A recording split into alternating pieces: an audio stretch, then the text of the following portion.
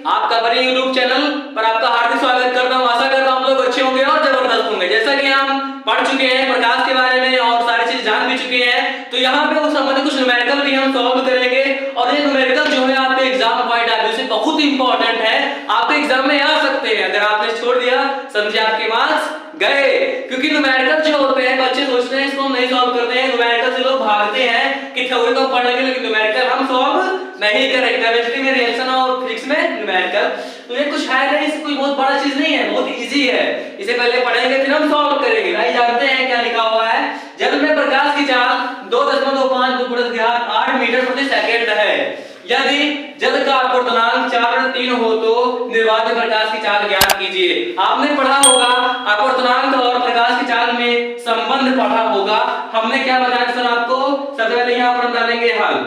आपको हमने बताया था n बराबर क्या होता है, c/v। n बराबर क्या होता है, c/v। n का मतलब होता है अपवर्तनांक, क्या होता है अपवर्तनांक, और c का मतलब होता है निर्वात में प्रकाश की चाल, और इसका मतलब होता है क्या, जल में प्रकाश की चाल। ये क्या है, निर्वात है, और ये क्या है नीचे वाला जल में प्रकाश की चाल है। क्या है, तो यहाँ हमको क्या निकालना है, ये दिया हुआ है और ये दिया हुआ है, ये निकालना है। तो क्या करेंगे, इसका हम क्रॉस मल्टीप्लाई कर देंगे इस फॉर्म में, तो ये कहां पहुंच जाएगा, यहाँ पहुंच जाएगा।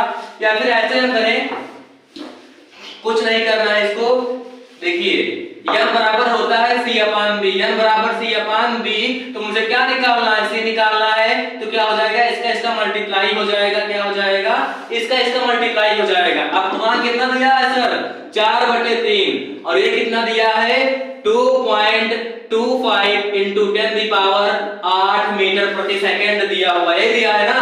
अब इसको जब हम सॉल्व करेंगे, सॉल्व करने के बाद में देखा जाए तो कितना आ जाएगा, 3.0 into 10⁸ मीटर प्रति सेकंड आ जाएगा। ये होगी आपकी निर्वात में प्रकाश की चाल, c बराबर इतना आपका निकल के आ जाएगा। तो अब जानते हैं सेकंड क्वेश्चन के बारे में कि सेकंड क्वेश्चन, फर्स्ट क्वेश्चन पढ़ चुके हैं कि फर्स्ट क्वेश्चन कितना इजी था, देखने में टफ लगता है लेकिन बहुत इजी था। तो ये देखते हैं सेकंड क्वेश्चन क्या है। सेकंड क्वेश्चन क्या है, वायु तथा कांच में प्रकाश की चाल क्रमशः 3 × 10⁸ मीटर प्रति सेकंड, अब इसको क्या कहते हैं, m/s कहते हैं या फिर मीटर प्रति सेकंड कहते हैं, और 2 × 10⁸ मीटर प्रति सेकंड है। तो वायु के सापेक्ष कांच के अपवर्तनांक, मतलब वायु के सापेक्ष क्या निकालना है, अपवर्तनांक। क्या निकालना है, अपवर्तनांक निकालना है। तो यहाँ क्या लिखेंगे, वायु के सापेक्ष कांच का अपवर्तनांक, वायु के सापेक्ष कांच का अपवर्तनांक, कांच का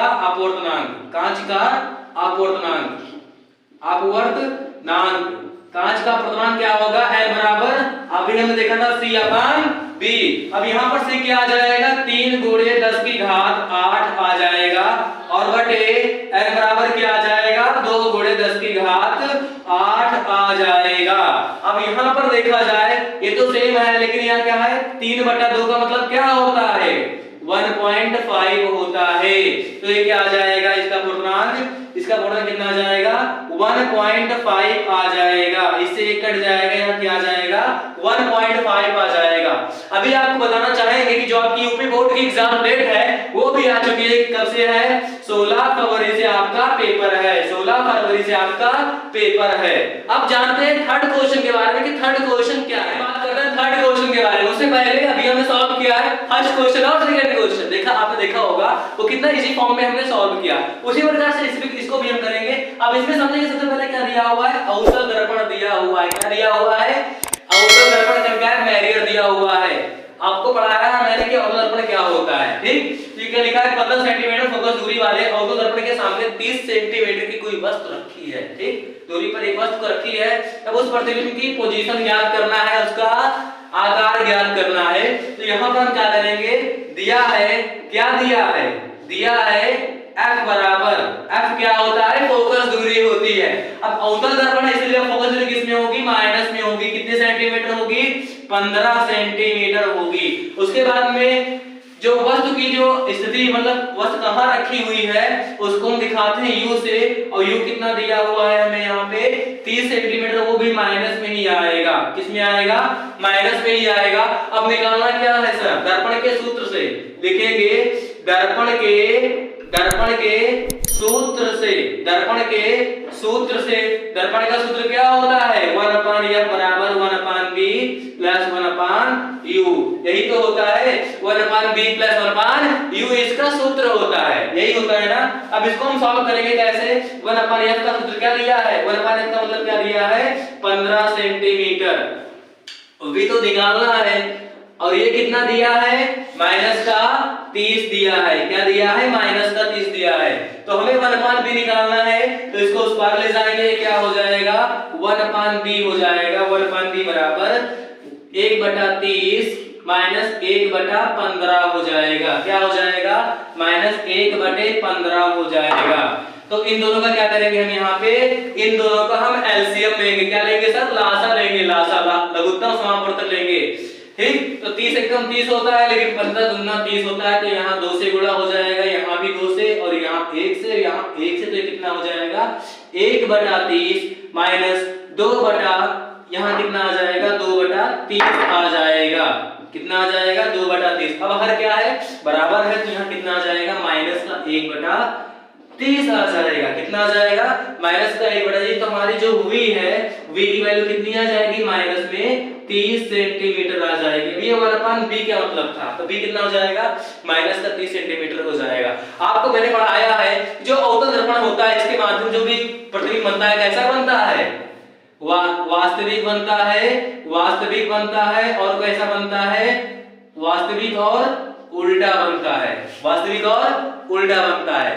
तो अब इसको हमने सॉल्व कर लिया बहुत इजी फॉर्म में। अब हम बात करेंगे फोर्थ क्वेश्चन के बारे में कि फोर्थ क्वेश्चन क्या है। अब यहाँ पर आप कंफ्यूज होंगे, क्या कंफ्यूज होंगे, आउटर लेंस को और आउटर दर्पण को लेकर के आप कंफ्यूज हो जाएंगे, इसमें क्या आंसर है सर। ये लेंस है, वो क्या था दर्पण था, वो क्या था दर्पण, ये क्या है लेंस। ये क्या ले रहा है 20 सेंटीमीटर फोकस दूरी वाले आउटर लेंस के सामने 30 सेंटीमीटर दूर रखी वस्तु की प्रतिबिंब की स्थिति यहाँ पे ज्ञात करना है, क्या ज्ञात करना है पोजीशन ज्ञात करना है, क्या पोजीशन। तो इसको भी हम सॉल्व करते हैं। सबसे पहले यहाँ लिखेंगे f बराबर क्या होगा, ये भी -20 सेंटीमीटर होगा, क्या होगा -20 सेंटीमीटर होगा। उसके बाद में यहाँ पर u क्या होगा सर -30 सेंटीमीटर होगा, ठीक। अब यहाँ पर हमने क्या लिखा था, वहां पर लिखा दर्पण का सूत्र, यहाँ पर हम क्या लिखेंगे लेंस के सूत्र से, किसके सूत्र से लेंस के सूत्र से, लेंस के सूत्र से। इसका सूत्र क्या होता है सर 1/f बराबर 1/b माइनस 1/f बराबर 1/b माइनस 1/u होता है। अब कंफ्यूज होने की आवश्यकता नहीं है, क्यों, क्योंकि इसे जस्ट क्वेश्चन पहले हमने क्या पढ़ा था दर्पण के सूत्र से, वहां पर क्या था इसमें प्लस लगा हुआ था, यहाँ क्या लगा हुआ था वहां पे प्लस, लेकिन यहाँ क्या है माइनस है। वो क्या था दर्पण, ये क्या है लेंस, क्या है लेंस। तो हमें निकालना क्या है, हमको दिया हुआ है सर f दिया हुआ है, और क्या दिया हुआ है u दिया हुआ है, निकालना क्या है 1/b निकालना है। तो कुछ नहीं करेंगे, पंचांतर कर देंगे इसका इधर यहाँ पे, तो इधर आ जाएगा और यहाँ क्या आ जाएगा 1/f प्लस 1/u आ जाएगा, क्या आ जाएगा 1/u आ जाएगा, 1/u आ जाएगा, क्या जाएगा 1/u हो जाएगा। अब यही वैल्यू यहाँ पर रख देंगे, यही मान हम यहाँ पर रख देंगे, तो क्या आ जाएगा 1/-20 प्लस 1/-30। अब यहाँ भी एलसीएम निकालना पड़ेगा, यानी कि बिना एलसीएम निकाले क्वेश्चन सॉल्व नहीं होगा, ठीक। अब देखिए बिना मैथ के क्या है फिजिक्स भी अधूरा है। तो इसको हम सॉल्व करेंगे, तो यहाँ 20×3=60 होता है, क्या होता है 20×3=60, और 3 दूना भी 60 होता है, इसलिए क्या करेंगे इसको हम 2 से गुणा कर देंगे, और इसको हम 3 से ऊपर नीचे गुणा कर देंगे, ठीक। ये कितना हो जाएगा, यहाँ माइनस के लिए यहाँ माइनस आएगा 3 आ जाएगा, नीचे कितना आ जाएगा 60 आ जाएगा, और यहाँ माइनस है यहाँ प्लस क्या हो जाएगा माइनस हो जाएगा, तो यहाँ 2 हो जाएगा, और यहाँ पर क्या हो जाएगा सर यहाँ भी 60 हो जाएगा। अब माइनस और माइनस क्या होगा जुड़ जाएगा, अब हर क्या है बराबर है, तो ऊपर क्या होगा जुड़ेगा, लेकिन चार्ज माइनस का ही रहेगा, तो क्या हो जाएगा -5/60 आ जाएगा। अब ये किसकी वैल्यू थी सर 1/b की, तो v की वैल्यू निकल कर क्या आएगी -12 सेंटीमीटर निकल के आएगा, -12 सेंटीमीटर निकल के आएगा।